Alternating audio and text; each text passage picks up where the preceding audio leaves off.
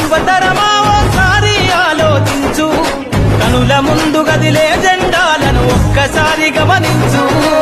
ఇళ్ల నుండి జరిగే పరిపాలన వ్యవస్థ పరిశీలించు, రాజకీయాలకు రమ్మని యువకుల పిడికిలెత్తు